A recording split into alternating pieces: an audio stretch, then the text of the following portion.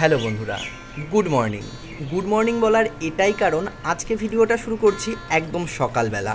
আজকে ফলহারিণী অমাবস্যা, আর ফলহারিণী অমাবস্যায় আমি তো বাড়িতে বড়মার পুজো দেব। তোমরা তো গতকালের ব্লগে দেখেছই যে আমি বড়মাকে বেশ একটা লাল জামদানি শাড়িতে একদম সাজিয়ে দিয়েছি। আর আজকে এই ফলহারিণী অমাবস্যায় সারাদিন আমি কিভাবে বড়মার পুজো করলাম সেটাই থাকছে। চলো তবে শুরু করা যাক আজকের ভিডিও। শুরু করলাম, দেখলাম মা বাজার থেকে এসেছে, আর দেখি মা কি কি নিয়ে এসছে বাজার থেকে। কি কি আনলা? কলা আর বাহ লিচু। হ্যাঁ হ্যাঁ, অল্পতেই হয়ে যাবে, বেশি লাগবে না তো। লিচু আর তালের শ্বাস পেয়েছো? সন্দেশ, তালের শ্বাস, শশা। কালকে রাত্রে শশাগুলোও ভালো ছিল। ফুল 10 টাকার ওখানে। সকালে মালা তো পেলাম না। বড়মার আজকের পুজোটা তো খুব বড় করে হবে না, আর সামান্য একটু ছোটখাটো করেই দেবো। আর তার জন্য এখন বাসন বের করব, কারণ পুজো দিতে গেলে তো বাসন লাগবে, আর এই বাসনগুলো তো সবসময় ব্যবহার করা হয় না, তাই এখন কটা বাসন বের করব।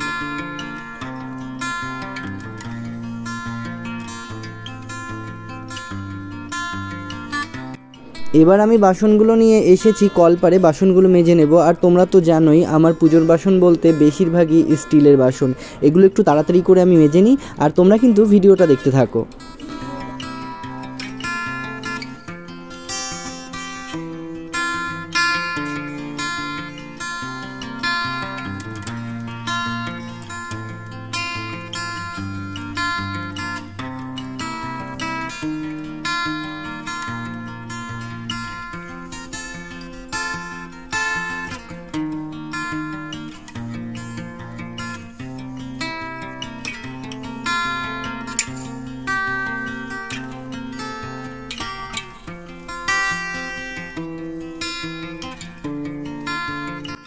ওদিকে বাসনগুলো মেজে বাসনগুলো ধোয়া সমস্ত কিছু কমপ্লিট হয়ে গেছে। আর গতকাল রাতে কিছু ফল আমি কিনে এনেছিলাম, আর আজকে সকালবেলা তোমরা তো দেখলেই মা কিছু ফল কিনে এনেছে, আর সেই ফলগুলো আমি সমস্তটাই কলে নিয়ে এসেছি। এখন এই ফলগুলো ধুয়ে নেব।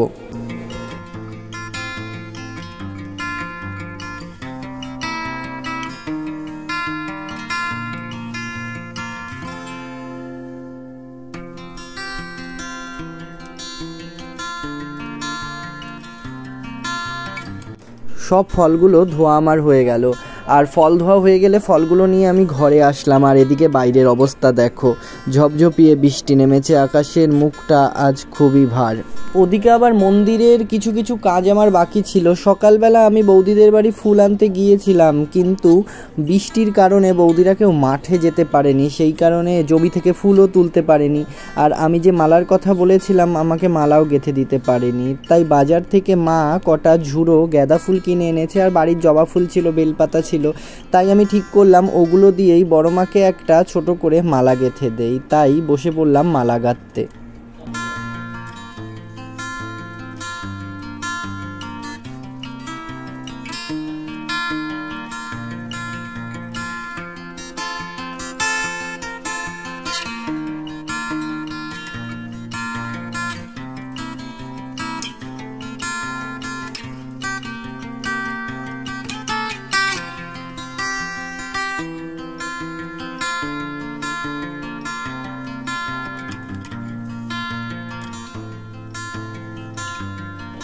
মালা গাঁথা শেষ করে ভাবলাম এবার বড়মা আর বাবার আগে অভিষেকটা করিয়ে দেই, তারপরে পুষ্প দিয়ে ফুল দিয়ে শৃঙ্গারটা করে দেব, সাজিয়ে গুছিয়ে তারপরে ফল বানাতে বসবো। তাই আমি বড়মাকে আর বাবাকে দুধ দিয়ে একটু স্নান করিয়ে দিলাম, কারণ আজকে অমাবস্যা রয়েছে, দিনটাও বেশ ভালো, মনও চাইলো।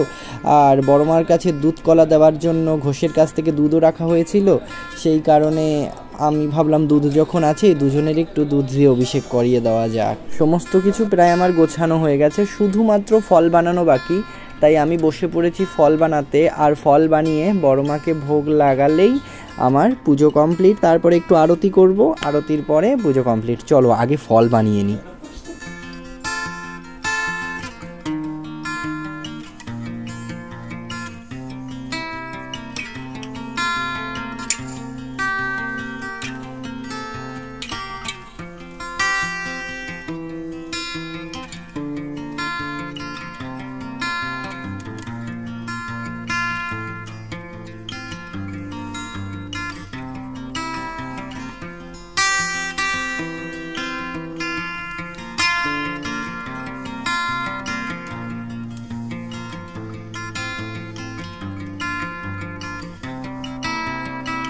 ফল বানাতে অনেকটাই সময় লাগলো আর ওদিকে ফল বানানো হয়ে গেছে। এবার তোমাদের দেখাই বড় মাকে যে আজকে শৃঙ্গার করে দিয়েছি এবং লক্ষ্মী ঠাকুরানীকে আজকে যে শৃঙ্গার করে দিয়েছি আর সবাইকে যে ফুল দিয়ে সাজিয়ে দিয়েছি সেটা।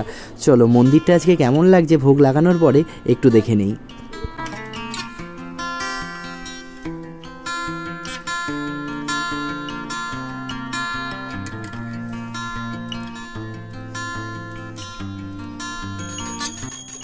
বড় মাকে ভোগ নিবেদন করা হয়ে গেছে আর ভোগ নিবেদন করার পরে আমি একটু সবার আরতি করে নিচ্ছিলাম আর তোমরা আরতি দর্শন করো।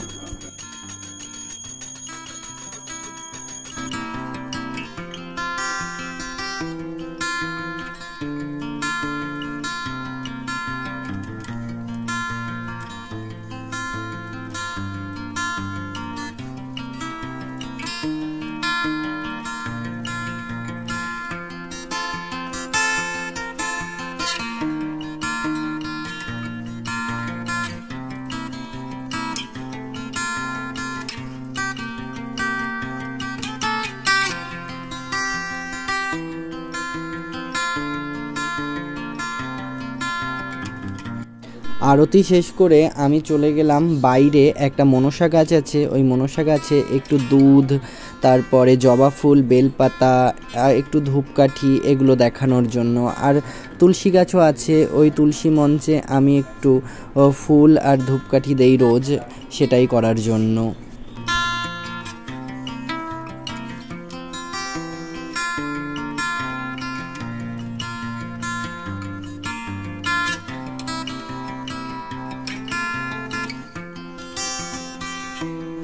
এবার তোমরা মন ভরে মণ্ডলবাড়ির বড় মা, মণ্ডলবাড়ির লক্ষ্মী ঠাকুরানী এবং মণ্ডলবাড়ি ফলহারিণী অমাবস্যার ভোগ দর্শন করো।